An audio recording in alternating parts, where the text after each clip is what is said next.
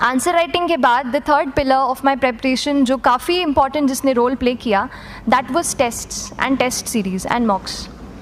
देखिए हम पढ़ रहे हैं यहाँ पर, I will also come to the point कि हम कैसे दिल्ली, भोपाल और इंदौर में प्रिपेयर करके बिना दिल्ली जाए हम कैसे कर सकते हैं, I will come to that point. पर उसके पहले टेस्ट की थोड़ी बात कर लेती हूँ कि टेस्ट देना क्यों ज़रूरी है। हम ये जो एग्ज़ाम दे रहे हैं सिविल सर्विस की, ये एक ऑल इंडिया लेवल एग्ज़ाम है and this cut throat competition.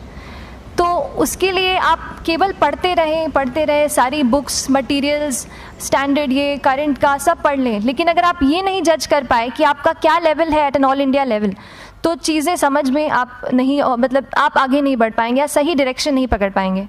तो इसलिए आप टेस्ट से घबराइए मत। कई बार टेस्ट का इनर्शिया होता है, ऐसे लगता है कि जब तक पूरा सिलेबस कंप्लीट नहीं कर लूँ तब तक टेस्ट नहीं दूंगा, लेकिन सच में बात ये होती है कि जब तक हम जीएस के मतलब पेपर देने अंदर भी घुसते हैं ना, तब भी उस सेकंड पे लग रहा होता है कि कुछ छूट गया है हमारा।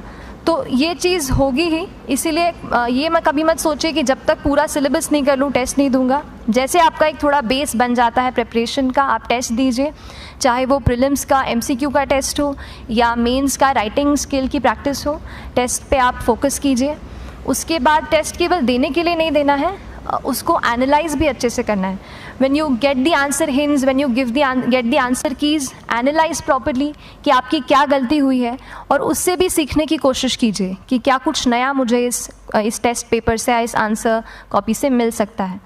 तो इस तरह से टेस्ट पे भी आप फोकस कीजिए। And I will come lastly to the point कि जब मैंने प्रिपरेशन शुरू की थी अपने कॉलेज के सेकेंड ईयर थर्ड ईयर आते आते, तो मन में बहुत सारे फियर्स थे।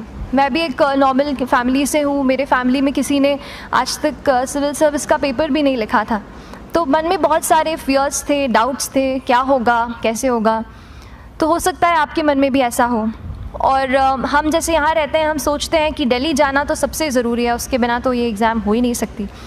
तो उस पर मैं एक चीज़ बताना चाहूँगी कि जैसे KSG जैसे इंस्टीट्यूट हैं, जो फैकल्टी भी हमें वही मिलती है जो दिल्ली में पढ़ा रहे हैं, तो ये एक बहुत पॉजिटिव पॉइंट है कि क्वालिटी का कोई दिक्कत नहीं आएगी। बस एक चीज़ है, आप ज्वाइन करते हैं class, that will only provide you a direction. वो आपका रास्ता दिखा सकते हैं आपको कि इस रास्ते पर आपको चलना है, लेकिन चलना उस रास्ते पे आपको खुद है।